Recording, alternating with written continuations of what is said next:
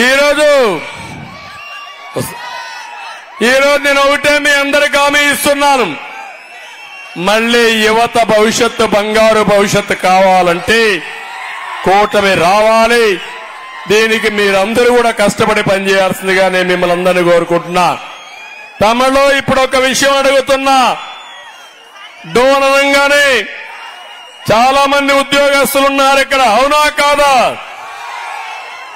ఉద్యోగస్తులున్నారు, టీచర్లున్నారు, పోలీసులున్నారు, అంగన్వాడీ ఉన్నారు, అదే మరిగా హోంగార్డ్స్ ఉన్నారు. నేను అడుగుతున్నా వాళ్ళందరినీ ఎవరికైనా న్యాయం జరిగిందా తమ్ముళ్ళు అని అడుగుతున్నా. ఈ ముఖ్యమంత్రి బెదిరించాడా లేదా అని అడుగుతున్నా. ఉద్యోగుల పాలిట ఎముడుగా తయారయ్యాడా లేదా అని మిమ్మల్ని అడుగుతున్నా. ఎవరికైనా స్వేచ్ఛ ఉందా అని మిమ్మల్ని అడుగుతున్నా. సిపిఎస్ అన్నాడు, వారం రోజులు ఇస్తా అన్నాడు. ఎన్ని వారాలనే తమ్ముళ్ళు అని మిమ్మల్ని అడుగుతున్నా. వచ్చిందా సిపిఎస్? నేను ఒకటి హామీ ఇస్తున్నా. సిపిఎస్ పైన ఒక నిర్దిష్టమైన విధానం తీసుకుని దాన్ని పరిష్కారం చేయడం కోసం తొందరలోనే ఒక విధానాన్ని రూపకల్పన చేస్తానని మీ అందరికీ హామీ ఇస్తున్నా. డిఏ కరువు భత్యం కనీసం రెగ్యులర్ గా చేయాలి. కేంద్రం ఇస్తే మనం కూడా ఇవ్వాలి.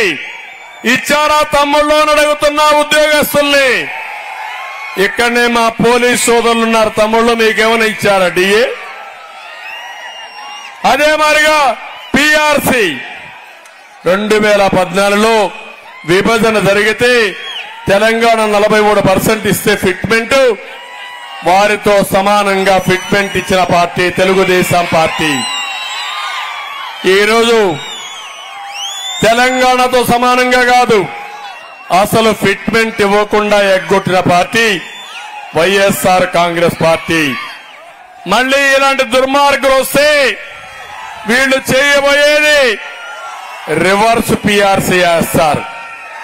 అందుకే నేను అడుగుతున్నా, ఉద్యోగస్తులందరూ సమైక్యంగా ఉండండి, గట్టిగా ఉండండి. ఎంత దుర్మార్గులంటే కడాన టీచర్ని మద్యం షాపుల దగ్గర కాపలా పెట్టిన దుర్మార్గుడు ఈ సైకో అని చెప్పి నేను మీకు తెలియజేస్తున్నా. అందుకే నేను కోరేది పిఆర్సీ ఇస్తా, ఉద్యోగస్తులకు న్యాయం చేస్తా, ఉద్యోగస్తుల యొక్క భద్రత కాపాడుతా, మీరు గౌరవప్రదంగా పనిచేయడానికి అనుకూలమైన వాతావరణాన్ని క్రియేట్ చేస్తానని చెప్పి నేను మీకు తెలియజేస్తున్నా. పెన్షనర్స్ ఉన్నారు. నేను అడుగుతున్నా వాళ్ళందరికీ నెలవారీగా జీతాలు వస్తాయి, పెన్షన్ వస్తుందా తమ్ముళ్ళ మొదటి తారీఖున? ఎవ్వడికి రావడం లేదు. ఇంకో పక్క సరెండర్ లీవ్ రావడం లేదు. ఒకటి కాదు, అందరి జీతాలు 25,000 కోట్ల రూపాయలు బకాయిలు పెట్టిన దుర్మార్గమైన ప్రభుత్వం ఈ సైకో ప్రభుత్వం. మళ్లీ ఉద్యోగస్తులందరికీ హామీ ఇస్తున్నా, 6 లక్షల ఉద్యోగాలకు న్యాయం చేస్తాను. వాళ్ళకు ఒకటే హామీ, పిఆర్సీ చేస్తా, మీకు న్యాయం చేస్తా, సకాలంలో పింఛన్ ఇస్తా.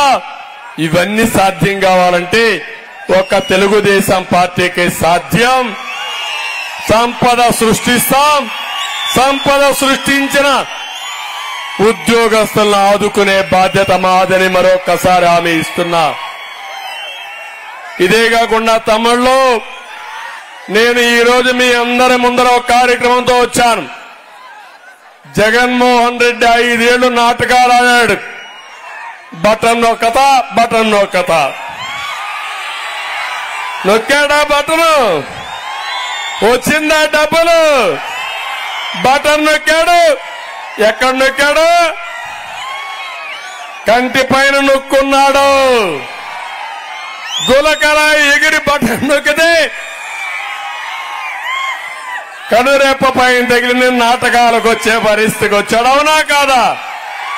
గులకరాయి కనపడిందా మీకు? దెబ్బ కనపడిందా మీకు? దెబ్బ లేదు, గులకరాయి లేదు, నాటకం మాత్రం రక్తి కట్టింది. అవునా కాదా తమ్ముళ్ళు అడుగుతున్నా. పోయిన ఎన్నికల్లో కోడి కత్తి డ్రామా చూశారు కదా, కోడి కత్తి డ్రామా. ఆ ఎన్నికల్లో బాబాయ్ గొడ్డలి వేటు. ఏ తమ్ముళ్ళు, ఊ కిల్డ్ బాబాయ్, ఊ కిల్డ్ బాబాయ్. తమ్ముళ్ళు ఈ బుగ్గను చెప్పండి, ఊ కిల్డ్ బాబాయ్. బుగ్గన చెవులో చెప్పండి. ఆయనకి ఏం తెలియదంట, నంగనాచంట ఈ బుగ్గన. హరికథలు చెప్తున్నాడు. మళ్లీ బుగ్గన గెలిస్తే బాబాయ్ పైన గొడ్డలు వేటి. గొడ్డలు పెట్టుకుని తిరిగే వాళ్ళు కావాలన్నా తమ్ముళ్ళో మీకు? అంటే ఏమి చేసినా జరిగిపోతుందని ధీమా, ఏం చెప్పినా మీరు నమ్మతారని ఆలోచన, ఏమి చేయకపోయినా చేశానని చెప్తే మీరందరూ మోసపోతారని ఆలోచన. ఈరోజు చెప్తున్నారు నాకు విశ్వసనీయత లేదంట, నేనేమీ చేయలేదంట. ఏం తమ్ముళ్ళు నాకు విశ్వసనీయత లేదా అని అడుగుతున్నా మిమ్మల్ని. ఏం తమ్ముళ్ళు మిమ్మల్ని అడుగుతున్నా. నా విశ్వసనీయత హైదరాబాద్కు పోయి ఏ మారుమూలకు పోయినా ఇది ఎవరు కట్టారంటే ఎవరి పేరు చెప్తారు తమ్ముళ్ళు అని మిమ్మల్ని అడుగుతున్నా. ఎవరి పేరు చెప్తారు? ఎవరి పేరు చెప్తారు? రాష్ట్రంలో ప్రజావేదిక దగ్గరికి పోయి, అమరావతి దగ్గరికి పోయి, పోలవరం దగ్గరికి పోయి విధ్వంసం చేసిన ప్లేసెస్ అడిగితే ఎవరి పేరు చెప్తారు తమ్ముళ్ళు? ఎవరి పేరు చెప్తారు? అమరావతిని ఎవరు నాశనం చేశారు? నీకు రాజధాని ఉందా? ఉందా రాజధాని? మనకు సిగ్గైదా, బాధ అయిదా? 10 ఏళ్ళు అయింది కదా. ఏం తమ్ముళ్ళు నీకు అడిగితే నువ్వు పేరు లేకుండా ఊరు తిరగలుగుతావా? ఏముంది తిరుగుతావు? మూకోడు మారి తిరుగుతావా? ఎవరికైనా ప్రతి ఒక్క వ్యక్తికి ఒక పేరు ఉంటుందా లేదా? మీకు ఒక అడ్రస్ ఉండాలా లేదా?